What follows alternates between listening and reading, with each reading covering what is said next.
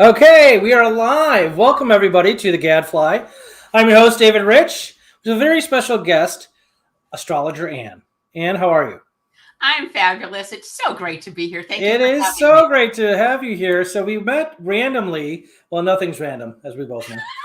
It was definitely kismet that we ran into each other at the radio station that I have a show at. She is a friend of a mutual friend of ours, Yes. Lou Bruno, who we want to thank, by the way, for introducing us because this is great.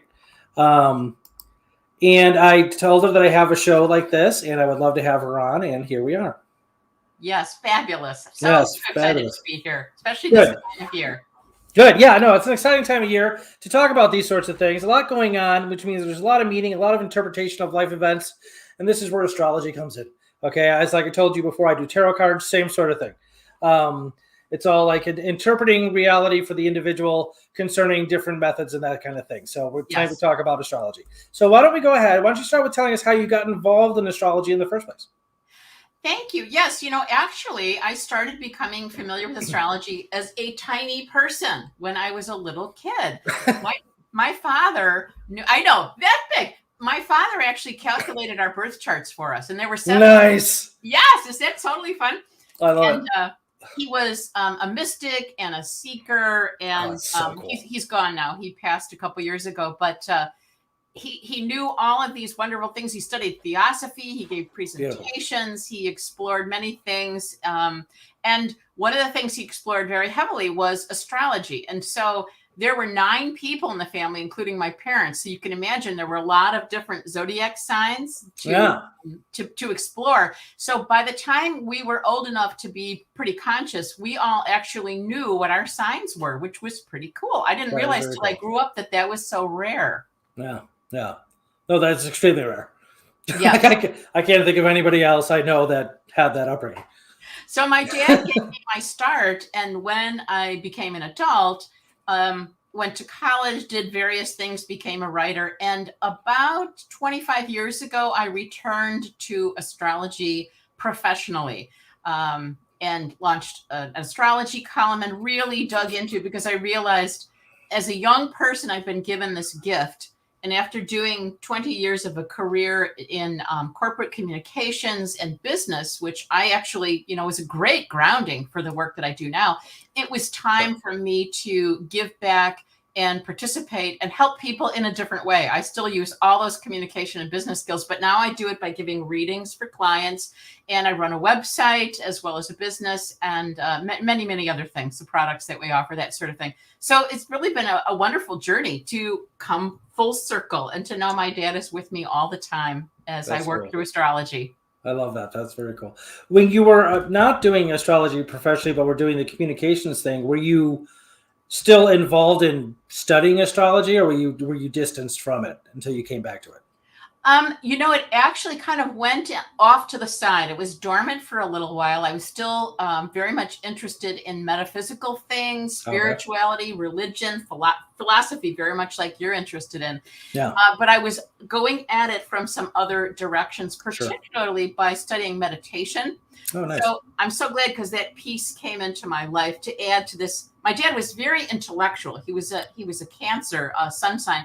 So he was very emotional, very feeling, but he also was an aerospace engineer. So he was super brainiac along with super emotional together.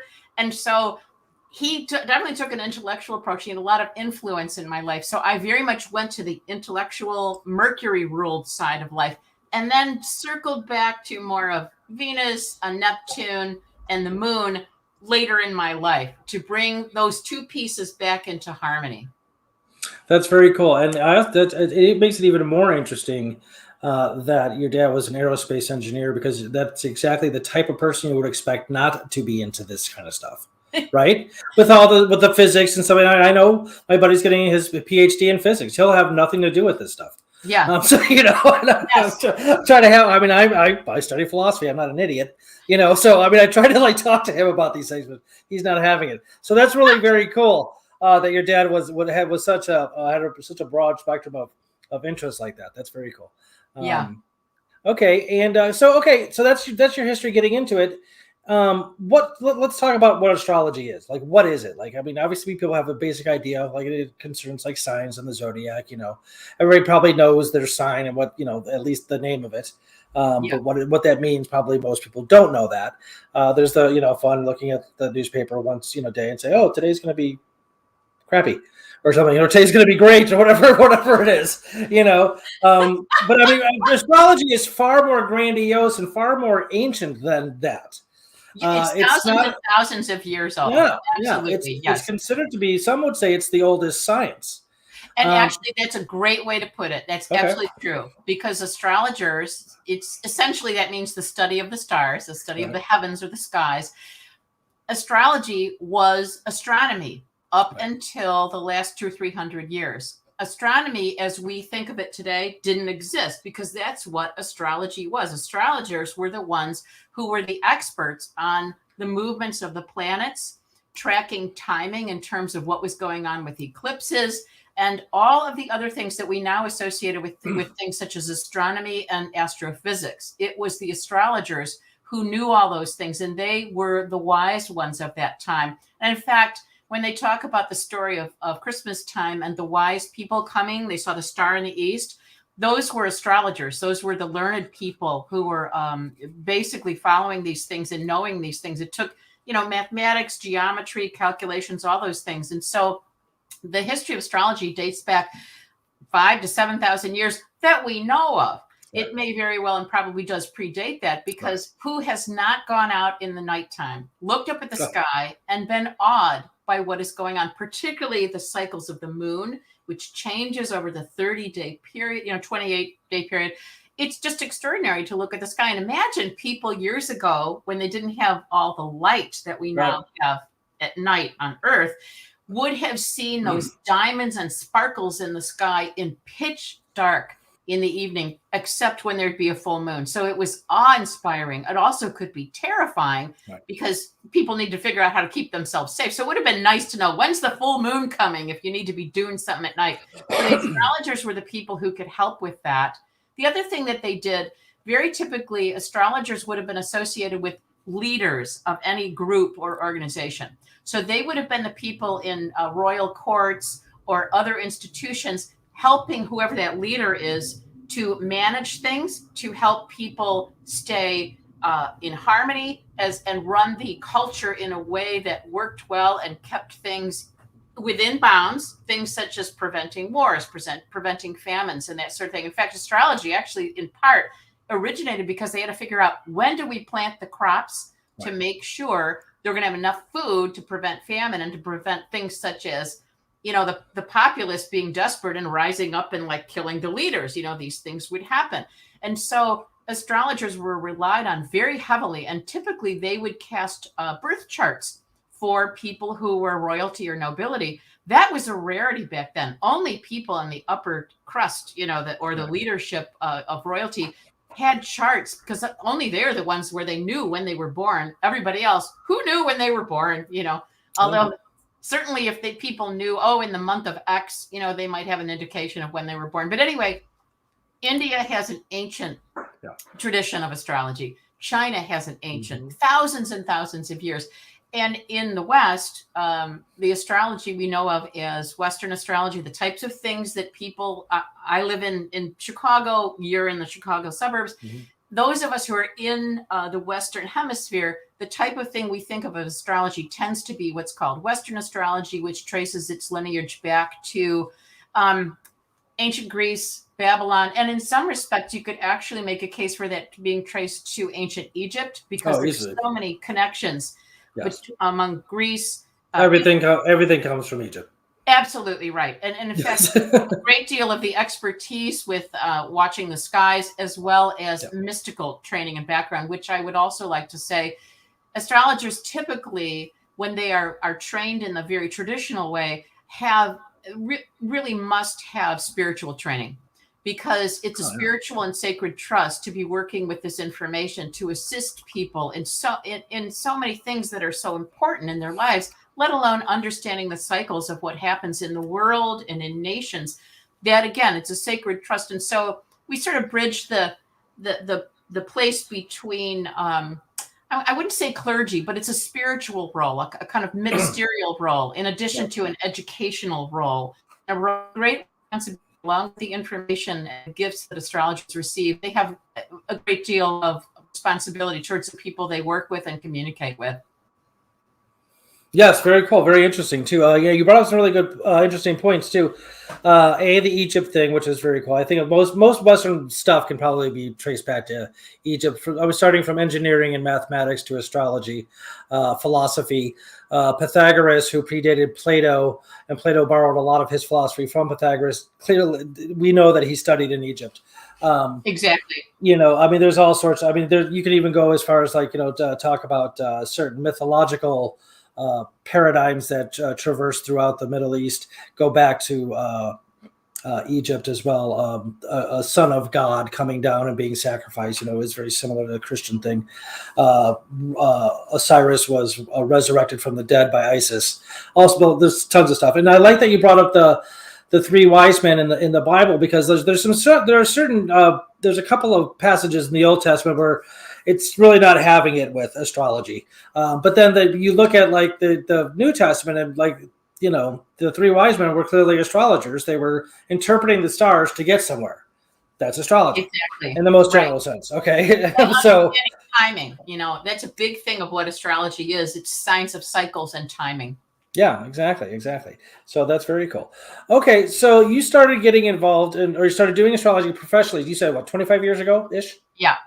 Okay, describe that initial point there. Like, what do you mean by doing it professionally? So a professional astrologer can be all kinds of things. They can be researchers. They can write books. And I wrote one called Follow the Sun, which is available on my website, by the way.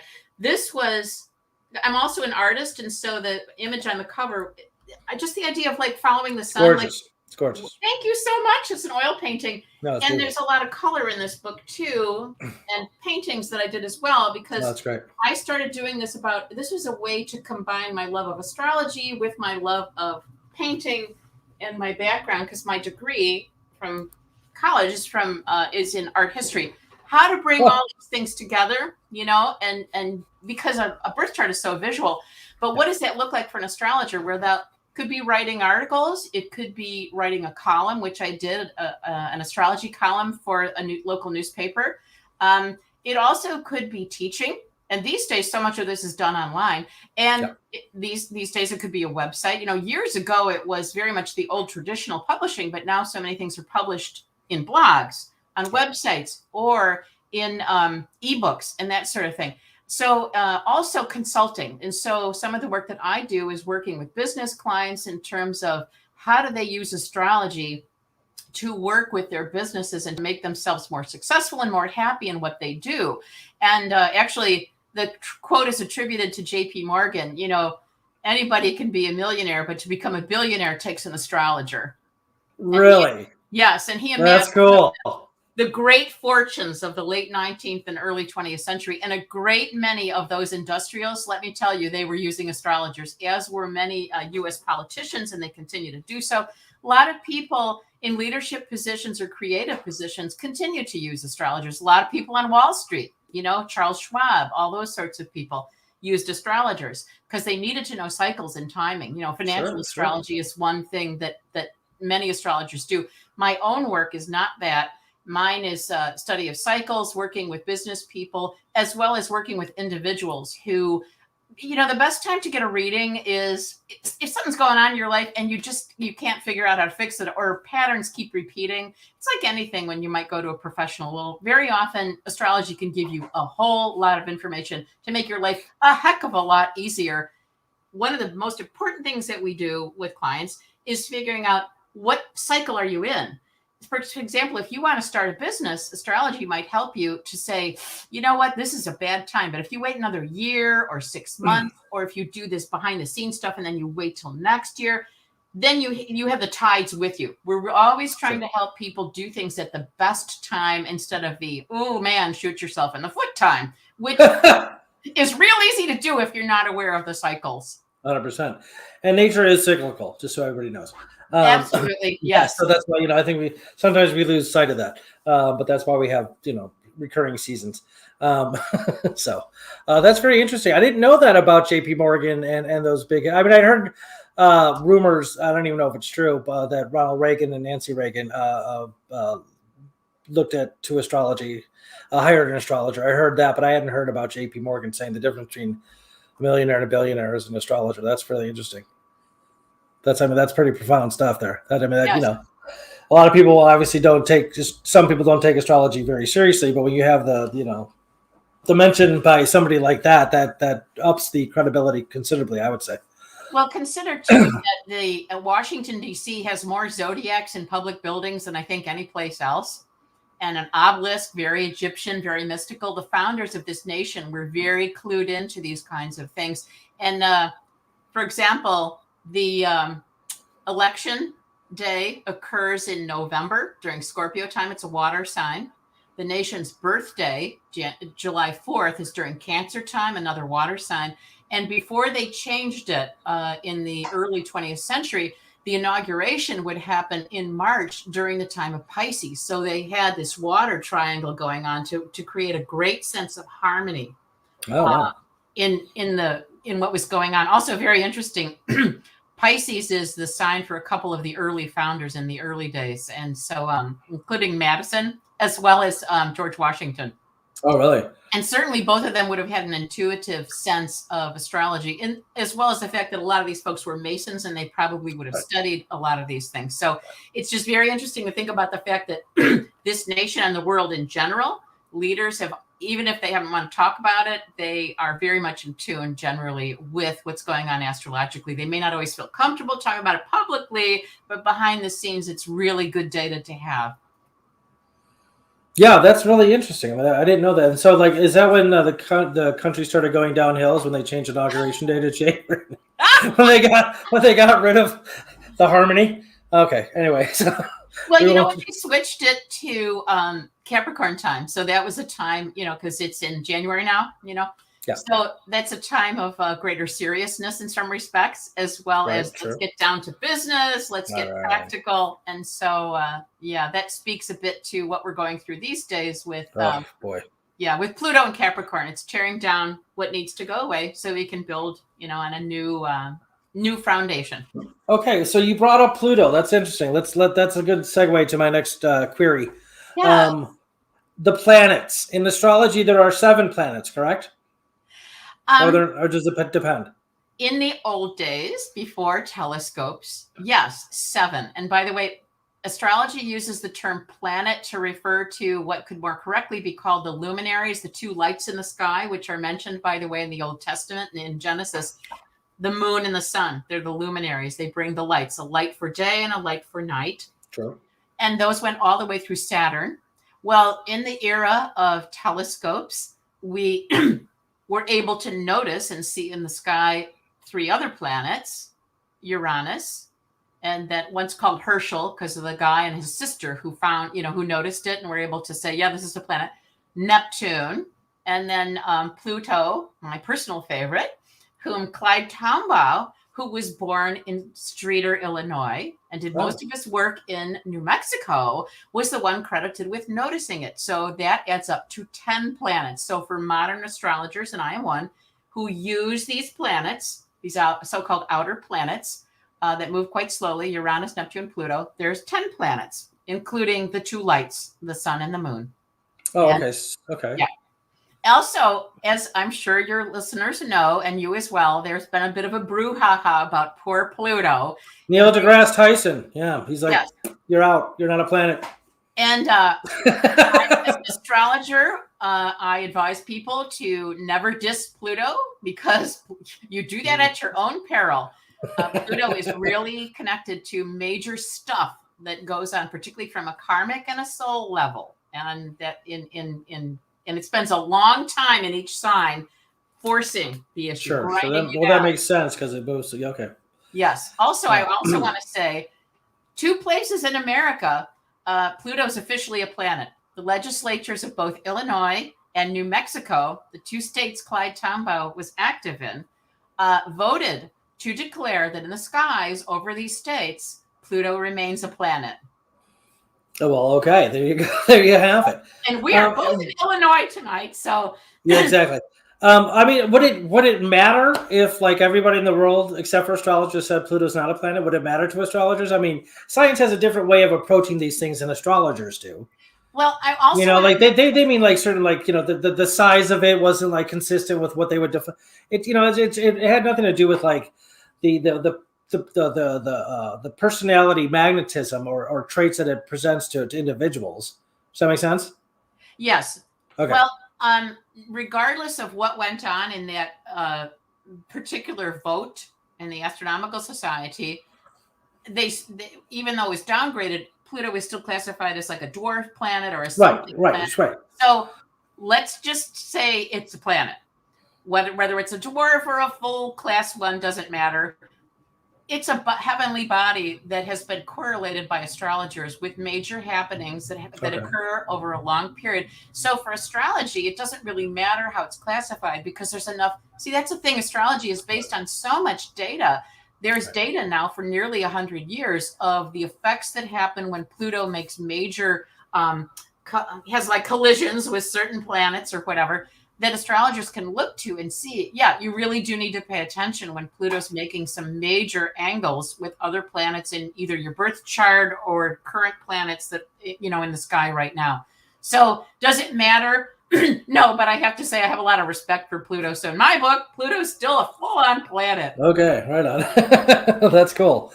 And so besides planets, I know that you have like, your rising sign, ascending sign, there's all sorts of different houses and that kind of thing. And when you cast a chart, it looks like it's a circle and you'll have like these long, like triangle things, at least from what I remember. Correct me if I'm wrong. There you go.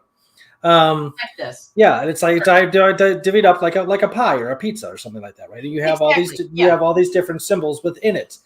Why don't you go ahead and pick a sign, let's say Sagittarius.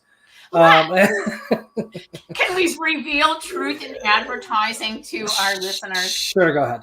We are choosing Sagittarius because our illustrious, fabulous host is a Sagittarius and just had his birthday because we're recording this right the day after winter solstice, in the Northern Hemisphere. Yep. December 22nd, 2021. And so you just had your birthday about a week ago. Yep, December 16th on Thursday. Yep, exactly. So happy birthday. Everybody saying happy birthday today. So, yes, we can pick a sign. What would you like to do? Well, I mean, I guess because we don't have the information handy as far as like what my exact chart would be.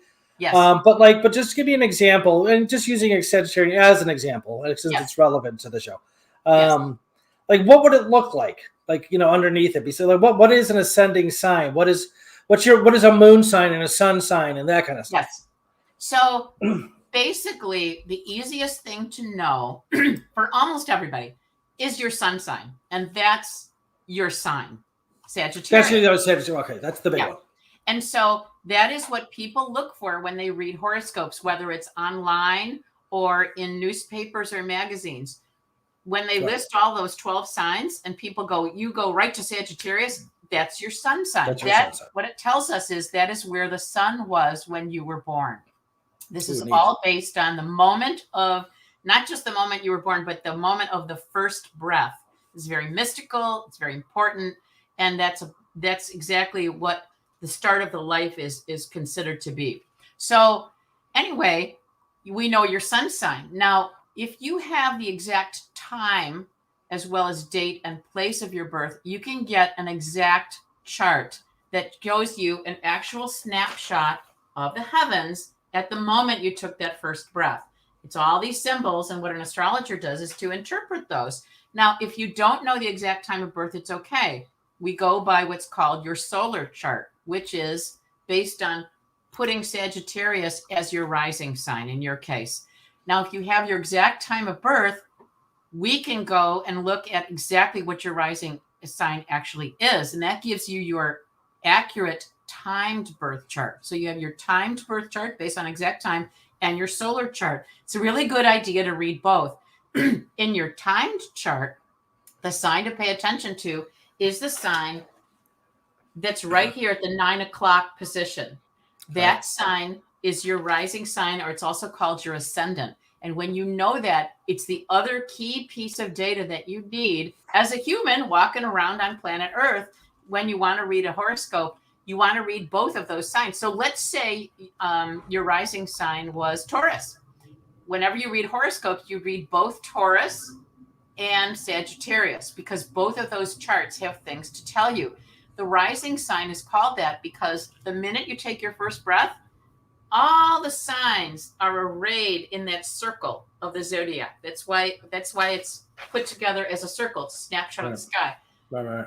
This 9 o'clock position is the example. It's the symbol of sunrise. So the rising sign is the sign in that whole band of signs that was coming up over the eastern horizon at the moment you were born. It is such a beautiful reminder for all of us. Look up at the sky and remember your connection, not only with yourself and your body and Earth, but with everything in creation. Very, very lovely. That is beautiful. Wow. Okay. Very cool. And how many types of things goes into a chart? From your sun sign, your moon sign, the ascending sign. Is there more all the way down? Isn't there like a whole bunch of them all the way down the list? Absolutely. You have a particular sign for all those planets because they're all sitting someplace. So it's a snapshot. Right. Your birth chart is a snapshot of where they were when you were born. If you don't know the time, typically we might pull a chart for sunrise or else a chart for noon that day, sort of splitting the difference between midnight at 11:59 on the day that you were born. But if you have the exact time, we'll get precise data on exactly what degree and minute of arc, meaning where in that 360-degree circle of all the signs, all your planets were. And it's very beautiful because you can see they're deposited all around your circle. You might have so-called empty areas like over here. You might have what does that mean if it's empty? If you have empty areas, it doesn't mean nothing's happening there. Lots of stuff's going on there. It just means that's less of an area of focus when you're born and at various times in your life. When you have a big clump of stuff in one place, you can just tell by looking at your chart, wow, I bet there's a lot going on there. And you're right. I mean, it's so wonderful to have an art background, to just look at a chart and read it and see, yes, it has a lot to do with what does this thing look like? It's not just data in your head or from a computer or from past information. It's like, look at what this chart's really telling you intuitively, as well as look up at the heavens. What does the sky look like? Is the moon full? Oh gosh, no wonder things are crazy. We know that about full moons, the least time leading up to it. So yes, absolutely. You've got a moon sign, you've got a Venus sign, you've got a Mars sign. It's whatever sign all of those particular heavenly bodies were in the minute that you were born. Okay, that's very cool. That's very interesting. I just want to say a shout out to a couple people here. My cousin Angela's watching. She loves this stuff. She's she has certain mystical powers herself. I'll let her come on her own show. We'll talk about it. William Bike is here. Hello. Lou Bruno commented, saying that this is one of my best interviews yet. Wow. Thank you, Lou. Yeah, that's very cool. Okay, so I want to give plenty of time to talk about your looking at 2022, but let's talk about the solstice first. Yeah. That was yesterday. The solstice is, to many people, the shortest amount of daylight of the year. And then coming the next day, as of today, pendulum starts swinging to increasing sunlight by every day, which is refreshing to know because people prefer sunlight over darkness. But so, what is a solstice to an astrologer? So basically, as astrologers, it's important to think holistically and globally.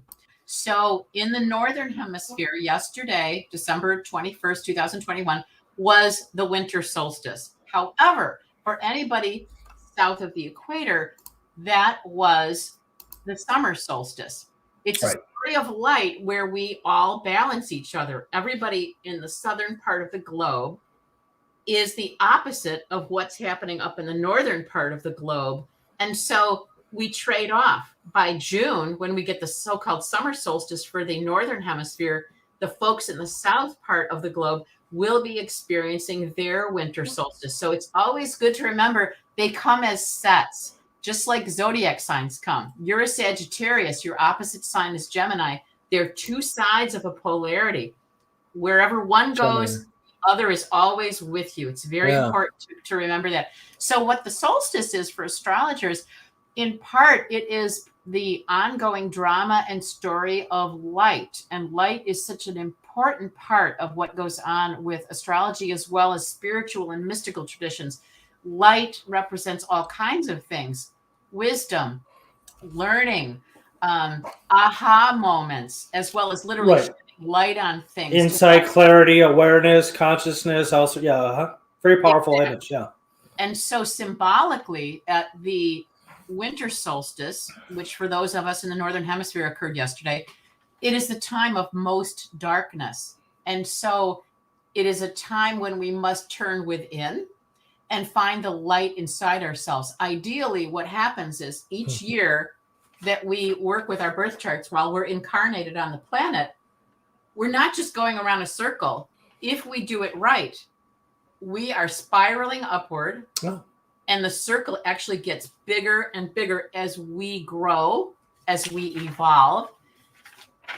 If we don't do that, we stay stuck. We keep going around and around and around the circle in endless frustration. So what astrology does is to help people understand how to start the upward spiral, to evolve and to let go of the old habits that don't serve and don't help. Bring literally more light into your life. You lighten your load, you lighten your heart through love and kindness and all those things. We all know these things. That's what philosophy and religion help us do to create, a better society, a better world, all that sort of thing. So for astrologers, every solstice is very exciting because it's we reach a very important turning point. As you said, David, what happened yesterday was shortest day of the year. In those 3 days around both the solstices, solstice means sun stoppage. It's as if the sun is hanging in the sky before it starts to change and higher in the sky. Those of us in the north can see it's really low in the sky. Even at noontime, it's like super low. It's the lowest it is. So the day before, of, and after the solstice, whether it's summer or winter, you can see it's as if the sun is hanging in that same spot, and then it just imperceptibly starts to rise in the sky after winter solstice and starts to decline after summer solstice. What's lovely about it is it's a predictable pattern, and that is such a great power of what goes on in the skies. We're part of a larger system. We're part of a solar system, as well as our system with the moon, and we can track these things. And there's a comfort about it, as well as an opportunity. When we come to that time of least light, oh my gosh, what an amazing opportunity that is to go within, things such as prayer and meditation, as well as opening to a larger, better version of ourselves. We have a responsibility to help carry the light and then radiate it outward within our world. And that is one of the wonderful things that the solstice can help us do, because they're extreme points. They can also show us where imbalances exist in our world and in ourselves. So it can feel quite intense sometimes to people when we reach the solstice. It's like a longer version of reaching a full moon, which, as we know, can put stress on people. Same thing, as we get close to a solstice and we're losing light or we're gaining light, it's like we're not quite in balance. The balances come from the equinoxes, which happen in the third week of March, third week of September. Right, an equinox means equal night. Correct. Which is interesting, yeah. Isn't that? Yeah. Yes. Yeah, it's very cool. It took me many years to figure that out. But like, I knew the word, and one night I was literally in Portland at a bar, and I was like, oh my God, equinox means equal night. It totally makes sense. Yeah, so I just want to give a shout out real quick. You got some fans here. Miri Gapa Howard, Yvette Sandoval. What else we got here? Francine Graziano Howard. Graziano, I love that. Okay, those are some newcomers here. How lovely. Thank you, everybody, for coming. Absolutely. Yes, thank you so much, everybody. And there's a comment section here on the right if you want to ask a question, make a comment, anything like that. That'd be great. Okay, so let's talk about 2022. Yes. Let's get into the predictive power of astrology. Now, we talked before about, actually, before we do this, why don't we talk about the difference between free will and determinist astrology? Just to give people, just so they don't like walk away from this, be like, oh, we're screwed, it's over. Yes. You can always change your destiny. Free will is very powerful, very, very powerful. Yes. Absolutely. And I think nowadays we tend to forget. I think we're under a scientific paradigm of determinism. That A happens, then therefore B happens, and C happens, and then that's it. That's all there is. But you can actually choose yourself out of a specific timeline into another one. We do it all the time. Yes. So don't ever forget that you have free will and the ability to reason, which is what is going to help you figure out right from wrong, truth from falsity. Okay, don't ever underestimate your ability to think. And part of that is intuition, which is a hugely important part of it as well. Okay, so let's talk about 2022. The last 2 years have been an utter drag. Now that's just putting it lightly, and I don't mean to make light of people's suffering over the last 2 years. I get it; it's been horrific, literally. But I mean, just for the survivors, it's just. I mean, Biden was on TV yesterday saying he's like, "I know you guys you're tired, you're frustrated, and so am I, and this is awful, and we got to get out of this." Take it. Okay. Definitely always remember free will as well as the tremendous power of the human heart and the human mind. Right. The human heart tells us it's connected in many ways to our conscience and to our higher self. And part of our job, again, is to radiate the light out from ourselves. The core of our being. Core comes from a word that means, core. It means your heart. Oh, I know that. And so it's the blend of intuition and the still small voice within, along with the mind. And our minds are super powerful.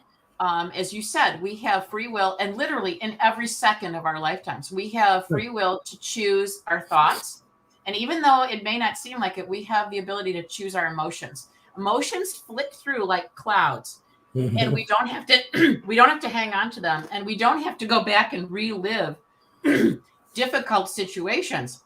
When you notice difficult feelings, we can use our minds to pay attention to, okay, why is it coming up now? Is there something I need to deal with? Or is this simply a thought coming through because of a situational thing that it's like, it could be somebody else's stuff. Like if you're ever around someone who's a drama person or difficult people, we can reject that. Use your thoughts to do things such as think wonderful images such as love, peace, tranquility. If you think about the Serenity Prayer, you don't have to be a person who needs AA to benefit from the Serenity Prayer. It's a beautiful, powerful prayer. Absolutely. It is. Yes. Choose serenity in every moment, because in serenity, you can use your mind constructively for good. Now, we're always building and constructing things. So this is my preamble to 2022, that I'm trying to say that we have choices, and we've had choices these last 2 years about how do we want to feel about all this?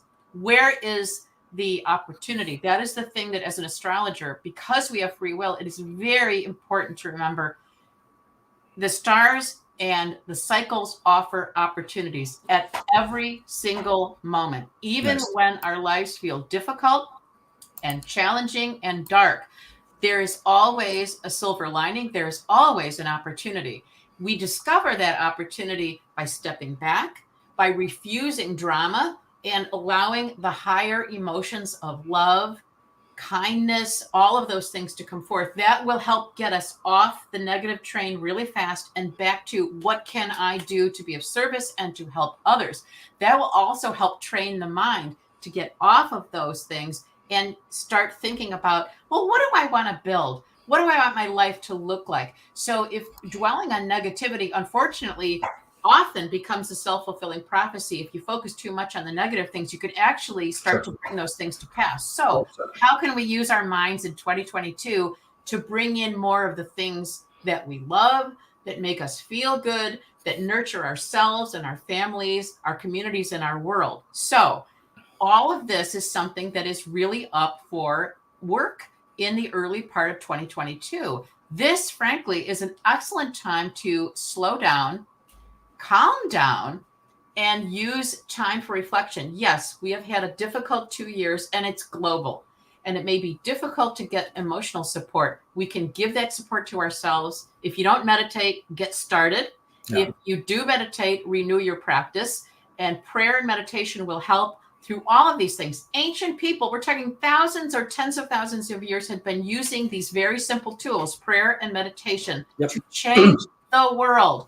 And the reason we have to do that now is 2022 is going to start out slowly, because Venus our planet of values, love, connection, as well as justice, is going to be retrograde. That means it's going to look like that planet is moving backward in the sky. It is not, but it looks like it from Earth. And that correlates with all things Venus being slowed down or unavailable. So things such as love, relationships, you may have trouble connecting with people. But the cool thing about any retrograde is it points directly to the past. So while Venus is retrograde from December 19th, 3 days ago it started, December 19th, 2021 through January 29th of 2022, this entire first month of 2022, see who comes in from the past. Is there old stuff you need to work on? Or is there somebody really cool that you kind of overlooked in the past that maybe could be a new love interest, or it could be a new business partner, it could be a new fun friend, something like that.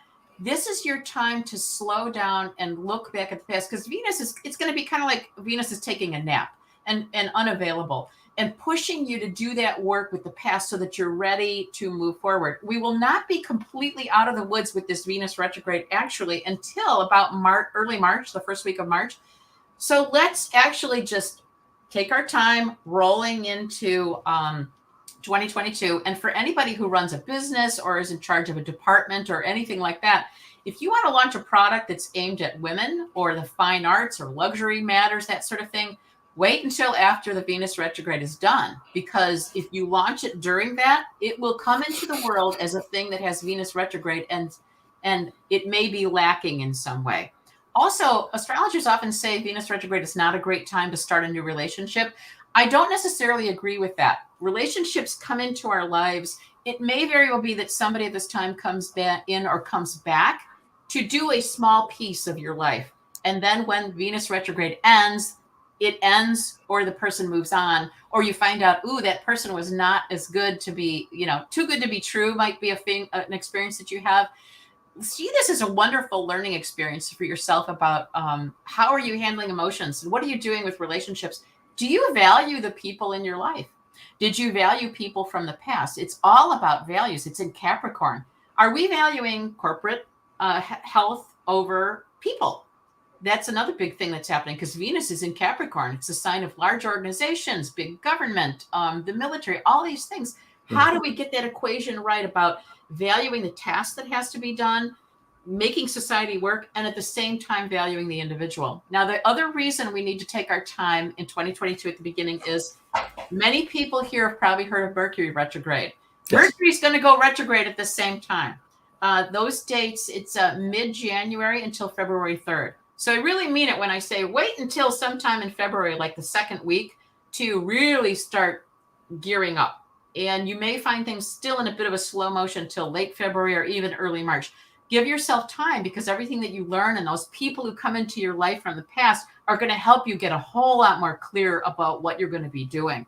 Now, and then February 3rd through April 28th is our all clear period for 2022. That is the little window of time we have when no planets will be retrograde.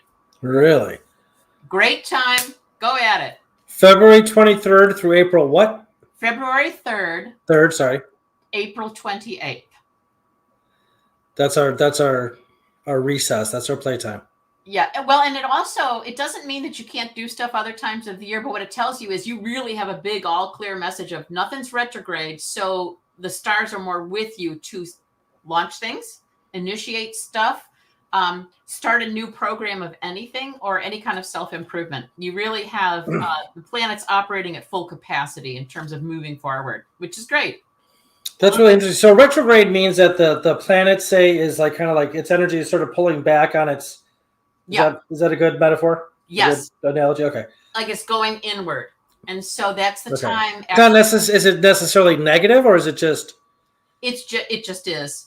Okay. It's just instead of the planet pushing you forward, it's kind of tugging a little bit backwards, which may be good sometimes. Maybe you need to slow down, like you said, and that kind of thing. Exactly. Okay. It's life's ebbs and flows. Right. Absolutely. It's the polarity, like we talked about before. Okay. When you have something, there's always something else that's balancing it. That's the universe, yin yang. Okay. Exactly. Yes. Very cool.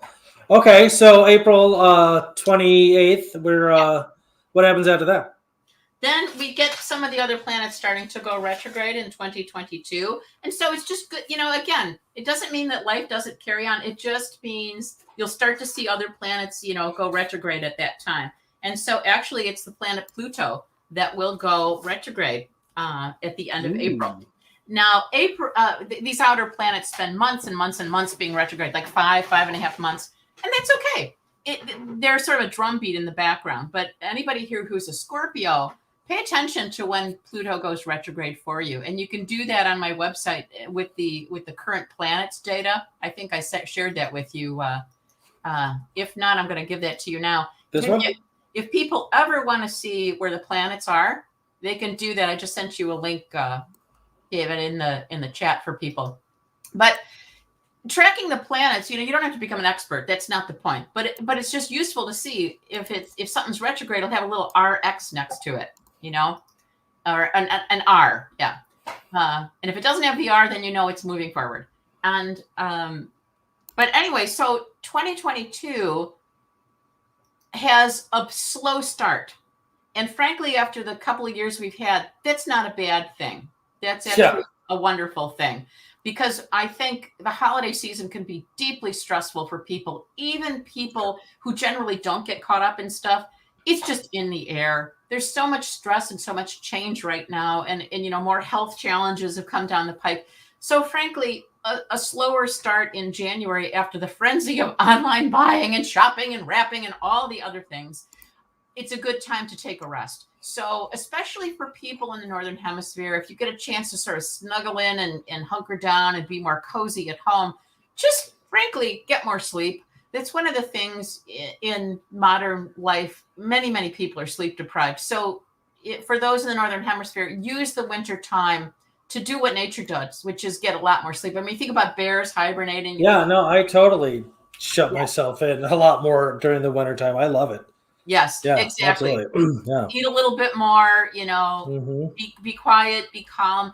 And that's what will help you, start dreaming again at nighttime, as well as it's going to make it easier for you to do things such as meditate and take good care of yourself.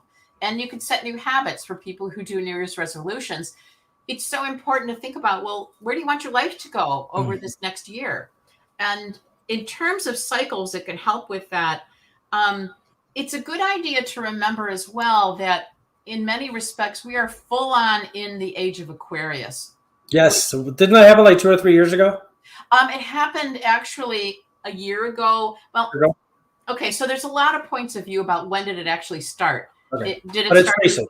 18th century when people, noticed Uranus, which is the planet that goes with Aquarius? Or is it going to start, in like the 2300s or 2400s, depending on, some other astrological factors?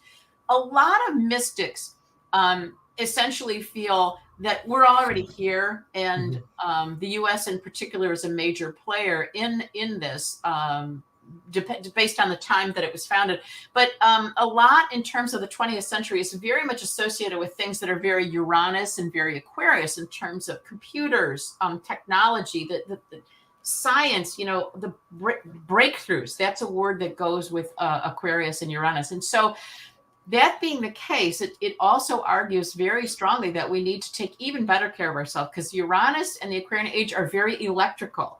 That sign is associated with lightning bolts, literally. It's aha moments and it's breakthroughs, but it can be very hard on the nervous system. So in this period, we all need to do a lot to take care of our nervous systems, because it's a little hard to ground ourselves with this sort of energy. Because Aquarius is an air sign, so it's really easy to overuse our minds. Sure. Again, needs to be balanced with the heart. The opposite sign of Aquarius is Leo, which is a fire sign, and it rules the heart. So we got to get head and heart operating. The yin yang that you talked about is the balance. We need both of them. We can't just be all head, because it's very cold and can be quite cruel. If we're too much heart, then we don't always have, common sense maybe guiding us, as well as scientific brain. So the other reason that the Age of Aquarius is really here is because there's something called the Grand Conjunction, and that's when Jupiter and Saturn come together every 20 years. They create societal shifts. For the last approximately 200 years, those two planets have been coming together in Earth signs, with an exception in like 1980 and 81 when they were made their first coming together in Libra, which is an air sign. Well, as of this last December, those two planets came together for the first time in this next cycle in Aquarius.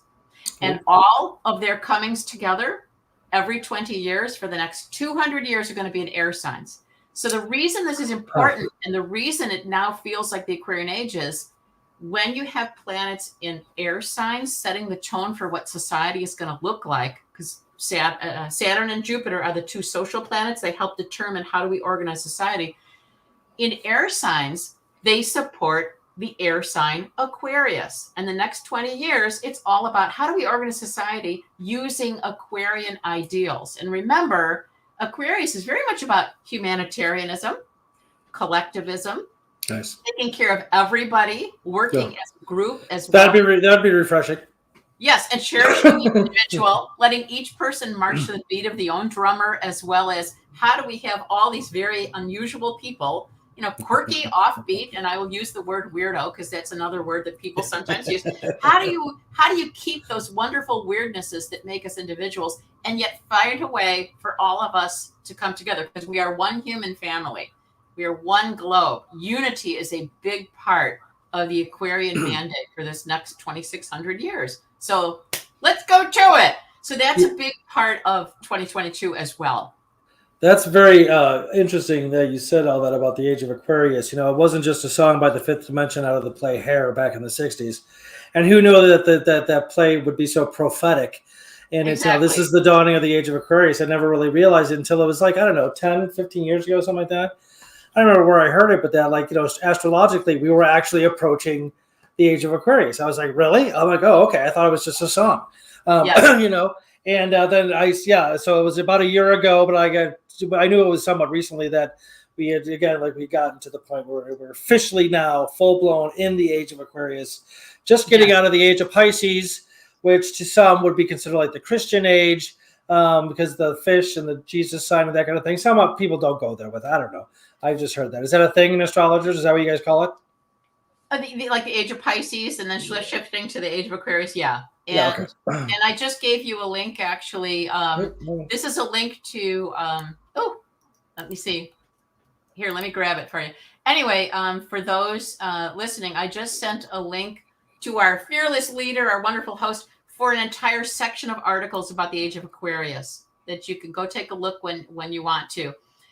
Including a presentation I did earlier in the year for an astrological group and a mystical group about exactly the history and why it truly is the Age of Aquarius on so many levels. And even if it's not, according to some folks, we're going to get there anyway. So why not be ahead of the curve and lay the seeds for this wonderful future that we all want and need right now. So anyway, it's called the Great Air Mutation. That's that thing about all of these grand conjunctions happening in air signs. We are literally mutating to evolve higher as a species. And along with that is coming mutations happening with Earth. We're seeing Earth and climate changes. That's in part because Aquarius's ruling planet, Uranus, has been moving through Taurus, the earthiest sign, the symbol of Earth, since 2018. It's going to be there until 2025. So it's an outer planet. It sits there a long time. So part of this, it's urgent now for us to get our act together and unify and figure out, well, what are we going to do? How is Earth doing? How do we fit with Earth? How do we work together with Earth? Well, it turns out the Earth isn't doing very well. If you're talking about pollution and climate change and stuff like that. So here's our opportunity. Okay, good. It's also affecting money, and we're already seeing that. But cryptocurrency, banking is going through seismic changes, as well as how do we figure out how to provide for everybody in a more fair way instead of the great disparities that we're seeing in terms of money worldwide, as well as economic disparities, as well as just plain difficulty getting an economy to work globally. So these are things for review and fixing until 2025. So if anybody's looking for something to do, there's a lot to be doing right now, and 2022 is a great time to press a reset button in those early months with the retrogrades and recommit to these humanitarian missions in terms of what is our individual role in this, and then how can we come together with other people to do it. I also want to mention astrology is associated with the planet Uranus. Yeah. And the sign Aquarius. Yeah, it's ruled by Uranus in part. Also Mercury in the old. The actual art of astrology is ruled by these things. I never even thought about that. Yeah, exactly. Okay, I guess. Because Okay, it's futuristic, in its way. Yeah. Nice. Real quick, Shelley Weigman is on here. She says, wonderful. She says, love this, Anne. So she's having a good time here. Yay. Thank you for tuning in, Shelley. She's a Sagittarius like you, babe. Oh, happy birthday.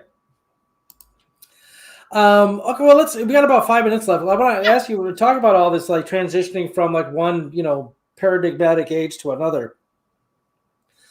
Besides climate change is obviously a huge existential deal right now. It's probably the greatest existential threat that we have facing us right now. We literally could screw up everything, literally, if we persist in our current trends. Few weeks ago, 200 countries got together in Glasgow, Scotland, and decided that they're all going to get together and try to stop this. Our first deadline as far as reducing emissions by a certain amount is 2030. So it's literally 8 years away, which is not a long time. And if we blow that deadline, the second deadline of 2050 doesn't matter. Anyway, I'm also a member of the Green Party, and I do a lot of research into this stuff. I have a show on Mondays for the Green Party, and it's looking very dismal and bleak to me. I will always maintain at least a modicum of hope for anything, because I believe in the potential of human beings, like we discussed earlier. We can do it if we want to do it, but oftentimes greed and avarice get in the way and tempts us into doing things we ought not to be doing. But there are also redemptive methods and ways of getting out of that.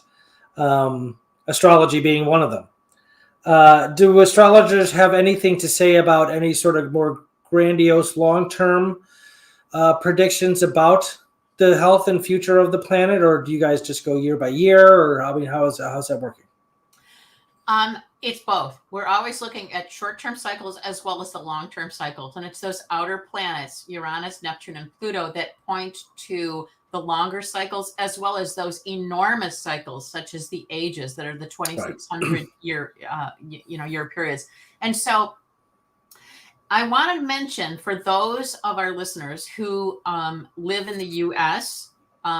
Or maybe live elsewhere, but either are U.S. citizens or have a lot of connections with the U.S., that a turning point is highly possible this year. There's birth charts, not only for people, but for companies and for countries. Neat. The United States birth chart has the planet Pluto in the late part of Capricorn, and that is where Pluto is right now. Every approximately 250 years, Pluto completes its cycle through all of the signs. So for the United States, we're having what's called the Pluto Return in 2022.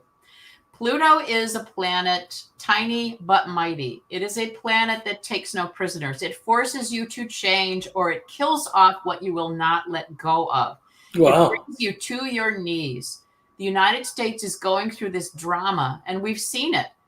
We have a great effect on the world because of the United States and its history, as well as so many people from parts of the world coming here and living here and becoming U.S. citizens. It's an area built, the nation, because of the birth date in 1776. It's a nation built by people who didn't come from here at that time. So the United States Pluto is going to get 3 hits. Now, this doesn't always happen when you get a planet returning to where it is in the birth chart. But because of retrograde motion happening in 2022, we're going to have Pluto pass over where it was in the birth chart for the United States. Then it's going to move forward. Then it's going to come back up and run over you like a Mack truck. And then when it ends its retrograde, it's going to go a 3rd time and say, did you get the message? and it's in Capricorn. And how long, what's the time period frame for this? Let me give you the dates, because everybody listening, pay attention and notice what's going on, not only in yourself and your chart, but in the world and the nation. Let me get those dates for you. It is exact at 27 degrees, 33 minutes of Capricorn. So check your own chart if you've got stuff in those late degrees of Capricorn. And the exact hits are February 20th, then July 11th, right after the nation's birthday, when Pluto will be retrograde, crossing over the birth chart Pluto. And then again, the end of 2022, December 28th, 2022. It's a 3-part saga. It could be quite dramatic, but there is so much reason for hope because Pluto in Capricorn says it's time to transform structures that aren't working and processes and ways of doing business that don't work. Pluto also gives the silver lining. Pluto was the one everybody had to go leave their riches in the underworld, in the ancient myth about Pluto in the underworld. Pluto got really rich. That's what we hear about plutocrats, when people are hoarding money and you see very rich people. Well, what Pluto's going to do is come along and say, this is not okay. We've got to reset this. We've got to reestablish this. We've got to do this better. The point being, Pluto not only brings tremendous change and evolution, it also brings riches spiritually, mystically, as well as potentially on the material plane as well. So that is my point being, keep in mind that the story ain't over till it's over. We got a 3-part drama going on, and everybody in the United States is being called upon to be part of this adventure. That's where free will comes in, David, as we talked about. What do we want? That is the biggest question I would like to leave listeners with. What do you want? And I don't mean the crummy thing that you sort of been settling for. What is the most idealistic, fabulous, light-filled, futuristic Aquarian thing that you can think of?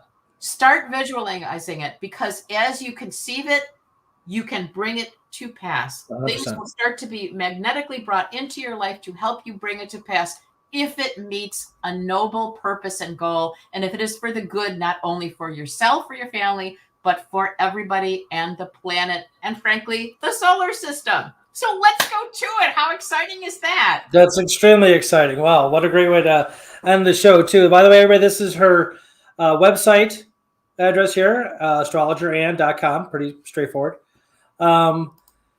Thank you so much for coming on the show. This is fascinating. This is what a wonderful. I can't even believe it's been an hour already. That's crazy. It went so quickly. Oh my goodness. That to me means that we're going to have you on again. Well, how fun in this exciting year of 2022, right? Yes, we definitely we need to make schedule you for another date. And I have 1,000 more questions and curiosities for sure. This is fascinating. Absolutely.